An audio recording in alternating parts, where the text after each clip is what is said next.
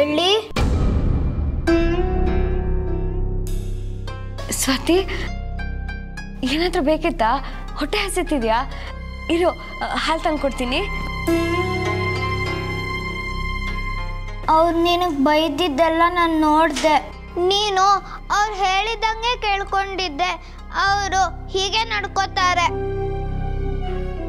ಒಂದು ಕೆಲಸ ಮಾಡು, ಮುತ್ತು ಅಂಕಲಿಗೆಲ್ಲ ಹೇಳ್ಬಿಡು. ಆಗ ನಿನಗೆ ಯಾರು ಏನು ಅನ್ನಲ್ಲ. ಮುತ್ತು ಮಾವ ನೀನು ಅನ್ಕೊಂಡಾಗಲ್ಲ ಸ್ವಾತಿ. ಅವ್ರಿಗೆ ಅವ್ರ ಚಿಕ್ಕಮ್ಮ ಅಂದರೆ ಪಂಚಪ್ರಾಣ. ಅವ್ರ ಬಗ್ಗೆ ಯಾರು ಏನು ಹೇಳಿದ್ರು ಅದನ್ನು ನಂಬಲ್ಲ. ಒಂದು ವೇಳೆ ನಾನು ಹೋಗಿ ಹೇಳಿದ್ರು ನಮ್ಮ ಮೇಲೆ ಕೋಪ ಮಾಡ್ಕೋತಾರೆ ಹೊರತು ಅದು ಏನು ಅಂತ ವಿಚಾರಿಸಲ್ಲ.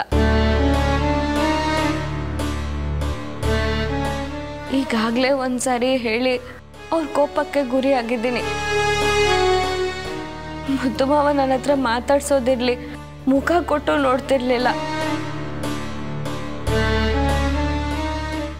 ಅದಕ್ಕೆ ಅವ್ರಿಗೆ ಹೇಳೋ ಬದಲು ಇವ್ರಗಳ ಹತ್ರ ಬಯಸ್ಕೊಳ್ಳೋದೇ ಒಳ್ಳೇದು. ಹಾಗಾದ್ರೆ ನಾನು ಮುತ್ತು ಅಂಕಲ್ ಹತ್ರ ಮಾತಾಡ್ತೀನಿ. ಅವ್ರು ಹೇಗೆ ನಡ್ಕೋತಾರೆ ಅಂತ ಹೇಳ್ತೀನಿ. ನಾನು ಚಿಕ್ಕವಳಲ್ವಾ, ಮಕ್ಕಳು ಯಾವತ್ತೂ ನಿಜಾನೇ ಹೇಳ್ತಾರೆ ಅಂತ ನನ್ನ ಮಾತನ್ನು ನಂಬ್ತಾರೆ. ಅವ್ರು ನಂಬಿದ್ರು ಇವರೆಲ್ಲ ಅದನ್ನು ಸುಳ್ಳು ಮಾಡಿಬಿಡ್ತಾರೆ ಸ್ವಾತಿ. ಆಮೇಲೆ ನೀನು ಯಾವತ್ತೂ ಈ ಮನೆಗೆ ಬರ್ದೇ ಇರೋ ಹಾಗೆ ಮಾಡಿಬಿಡ್ತಾರೆ.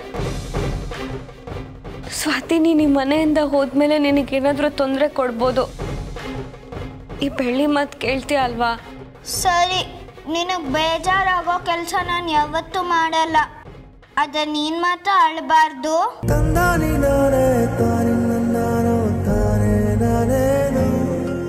ನಿನಗೇನು ಅನ್ಸಿದ್ರು ನನ್ನ ಹತ್ರ ಹೇಳ್ಕೊ. ನಿನಗೆ ನನಗೆ ಏನು ತೊಂದರೆ ಆಗದೆ ಇರೋ ಹಾಗೆ ಒಂದು ಉಪಾಯ ಮಾಡೋಣ.